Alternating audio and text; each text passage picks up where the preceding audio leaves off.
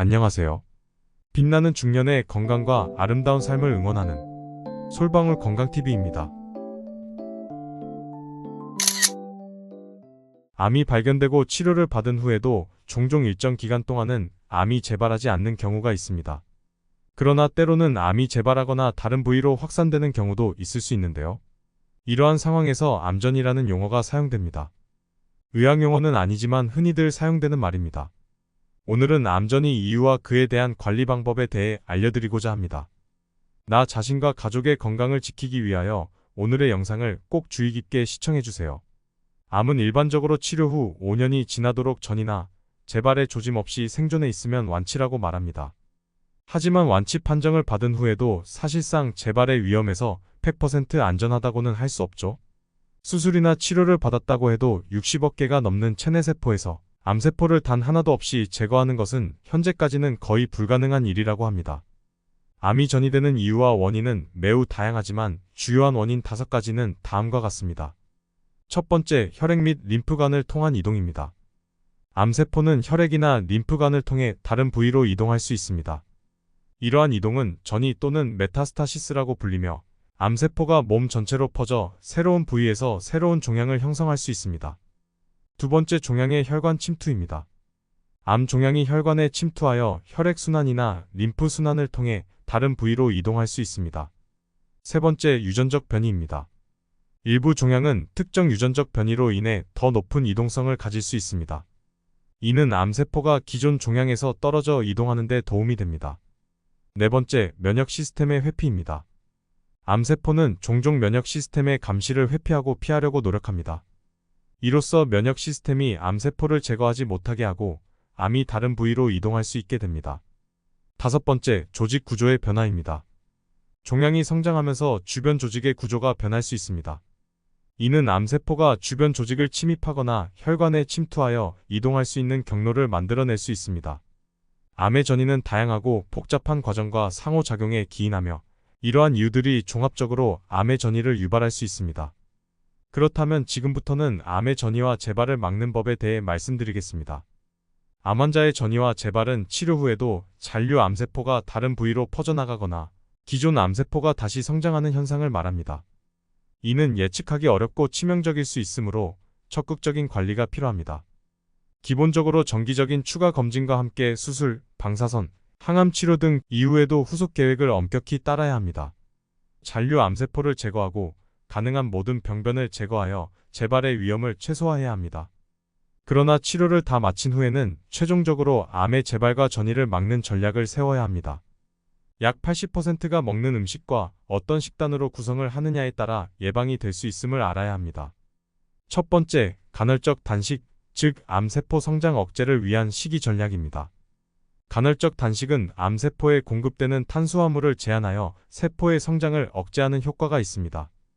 16시간 동안 음식을 섭취하고 8시간 동안 굶는 방식으로 암세포가 탄수화물을 이용해 빠르게 에너지를 얻는 것을 방지합니다. 이러한 단식은 면역력 향상에도 도움이 되어 암과의 싸움에서 유용합니다. 두 번째, 초탄고지 식단법으로 암세포의 영양원 제한하는 방법입니다. 초탄고지 식단은 탄수화물 섭취를 제한하고 지방과 단백질을 중점적으로 섭취하는 방식입니다. 암세포는 주로 탄수화물인 포도당을 이용해 성장하므로 이를 줄이는 것이 중요합니다. 또한 식물성 지방을 선택하여 지방의 섭취를 적절히 조절하면서도 필요한 영양소를 공급할 수 있습니다. 세 번째, 소식으로 암세포 성장 억제를 위한 조절법입니다. 사람들은 대개 더 많이 먹어야 한다는 본능을 가지고 있지만 소식을 하는 것은 가능합니다.